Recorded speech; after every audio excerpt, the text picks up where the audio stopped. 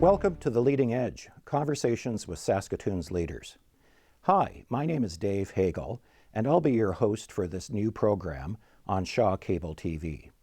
The focus of our program is really quite simple. It's leadership. What is it? How does it work? What are some of the challenges that leaders face? Are leaders born, or are they made? What are some of the benefits of being a leader? What makes a leader tick? To explore these questions, I've invited a number of guests from within Saskatoon who are recognized as leaders within their area of expertise. So our guests have a wide variety of backgrounds and experiences. Some come from the private sector, the public sector, and the not-for-profit sector. Others don't come from any sector at all. They're individuals who've demonstrated leadership, and they've not only impacted their life, but the lives of others. And we'll also take a look at leaders in the sports and entertainment sectors as well. If you're brand new to leadership, we encourage you to stay tuned. We hope that you find the information in our show informative, exciting, and motivating. If you're currently a leader, we ask you to stay tuned too, and that you might find some new tips and tools and techniques that you can use to elevate your leadership skills to the next level.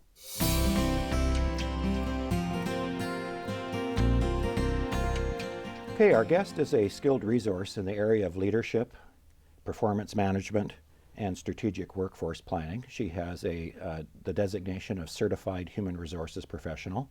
She also has a degree in commerce from the University of Saskatchewan, and she also has a master's degree in leadership from Royal Roads University. She currently occupies the role of Manager of Organizational Development at Potash Corp. It's my pleasure to introduce to you Candice Lang. Candice, welcome to the show. Thank you. Happy to be here. So tell us about your role as Manager of Organizational Development and in context of leadership.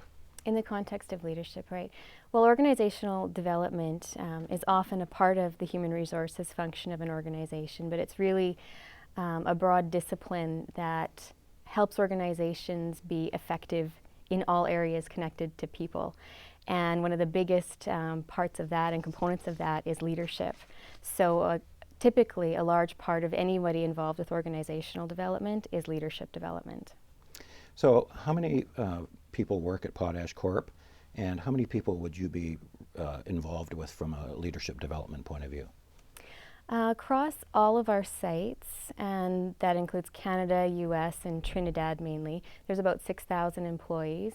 And I would say there's probably 750 to 800 of those are formal leaders, team leaders, supervisors or general foremen, superintendents, general managers, directors, and up from there. So they have the title of leader, but do you have other people in the organizations that don't have that title, but you would consider them to be leaders? Well, in true form, even how we work with our organizational leadership competencies, we believe they apply to everybody, all 6,000 people. And then there's a subset of those behaviors that we also work with our formal team leaders or formal leaders on. So yes, we really see all 6,000 as leaders and exhibiting those same qualities, and just change things up a bit for the formal aspect of those roles. Okay. You mentioned leadership competencies that the Potash Corp has identified as being critical. What are some of those? Well, they really stem from our corporate values. We really see quite an alignment there, but we have 6 core competencies that we have behaviors with that we really use as the foundation for all of our leadership development. And I usually talk about them in pairs. So the first 2 are we really are set on getting results and getting our work done. And so our first competency is around results orientation and resource management. But we don't do anything unless we do it safely, and we produce safely. So actually our first competency is safety commitment. So safe production, it kind of ties together our first 2 competencies. But then we also know that good leaders have to work with teams and people around them. So the next 2 competencies are really around the interpersonal skills. And the first of those is interpersonal communication, and the second is coaching and developing others. And then moving from the interpersonal to the personal, there's 2 that really have to do with the leader as an individual themselves. And that has to do with a real commitment to continuous improvement, bettering themselves, the work they do with the teams around them. And then finally, we have engagement and accountability. Because at Potash Corp, if you're not switched on, we're not happy. We want everybody to be fully engaged, committed, working with integrity, aligning to our values and goals. So that is built into our set of core competencies. So would it be safe to say from what you're telling me that the leadership style that you promote at Potash Corp is values-based? Absolutely. Okay. So it's really critical. So what are the key values that you really promote in the organization?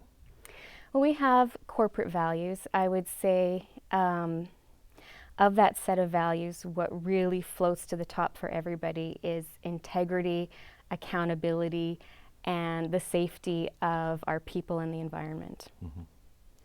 And then how do you communicate those values down to the folks?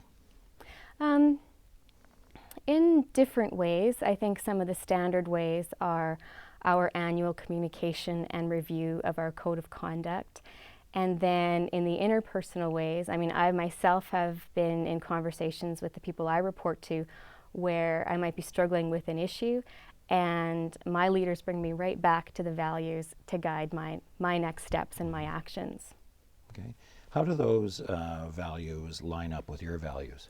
I've been with Potash Corp less than a year, so maybe I have a distinct perspective on that because I was looking at the company as a whole. Is this somewhere where I want to choose to spend this much of my time? Do I want to join this team? And the values were definitely a part of that.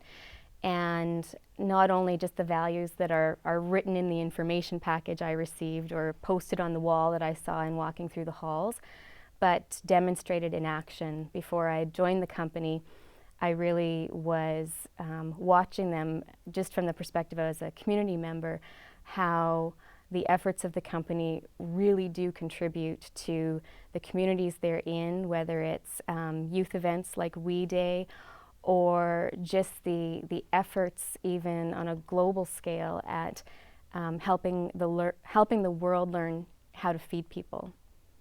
It sounds like from what you're telling me that leadership by example is a really important element of leadership at Potash Corp.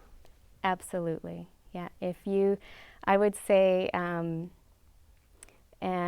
I would say how you show up and what you bring in terms of your actions and your walk and your talk is much more important than any credentials or anything else. And I've just learned that personally, having recently been hired, even through the interview process. I got a real sense of what mattered most was not what I brought with me, but how I showed up. Mm-hmm. So what are the aspects of leadership that you like the most? That I like the most? Personally, what has drawn me to, I guess, a career in leadership development is I'm naturally wired, I think, to be interested in the puzzle that we are as people. And in the last few decades, that has just become more and more relevant in the workplace. How to effectively work with people, motivate, engage them, find our way through tough situations and conflict, and find our way through to the best result. Because we know in today's organizations, we really need to capitalize on the potential we have in the people, and it really is about people. So I think I'm just curious, naturally curious and interested in what makes us tick and what makes us work together well as a collective group. Some people would argue that today there's not much of a difference between technology and equipment and those other types of things, that the real difference is made by people. Mm-hmm. How do you feel about that? I would agree that the real difference is people. If you look back over our work history, it has been quite an evolution of moving from, this is about an industrial era and, producing and using people for manual labor to, using and needing to utilize people for the knowledge they bring and the wisdom they bring. So it's much more than their manual capacity, it's their mental capacity we need. And if we need people to show up with their mental capacity, we really need to work with the whole person and make sure they're motivated and engaged. So very much so, most organizations, I think, would have to agree that people are their biggest and greatest asset. What are some of the challenges that you think leaders face? If I'm thinking specifically just about leadership development for a moment, I would think a challenge is when you embrace leadership development, it can be overwhelming because it's not as simple as teach me the tools and show me the tools and I can go apply them. It's really about wrapping your head around things that are complex and really laced with paradox. So, and what I mean by that is it's not as deductive or as logical as figuring out, well, if I have two strategies, one must be better. They both could be good, and it's a matter of context figuring out which one to use. Or if helping people through conflict and you're relying on an old skill set, you might default to, well, somebody's right and somebody's wrong. And it's more about understanding paradox and like the complexity of issues that, you know, both people have a perception and that is true to them. So we have to figure out something else, some other way through this. So it's not as black and white and not to be, you know, I'm not quoting any book, but it's a lot of shades of gray, and that can be really tricky for leaders to wrap their heads around. But that's also challenging too, because people that like challenges, you know, we're not dealing with black and white, we're not dealing with A or B, you know, they're always gray. So it's always a challenge dealing with those situations. And of course, people are all different, so we're dealing with different people. Yeah. So it makes it really interesting. I think so. So what, if you had the ideal supervisor at Potash Corp, what would they look like? How would they behave? Well, as I mentioned, you know, talking about our leadership competencies, we really would hope to see the behaviors we have with those associated with each of our leaders. Right now, we are focused on building the capacity of all of our leaders at all levels to be good safety leaders. And what that means is we really hope that they are able to have a good safety conversation with everyone on their team. And the important piece about that is for us at Potash Corp, I mean, we have our safety management systems in place. We have you know, processes and audits in place to ensure compliance and that our procedures and policies are followed. But for us now, our next step forward is to make sure our people are engaged in safety, and it's even beyond a personal commitment that we're really looking out for each other. So it has to become a way of doing business, not just something we follow to a point.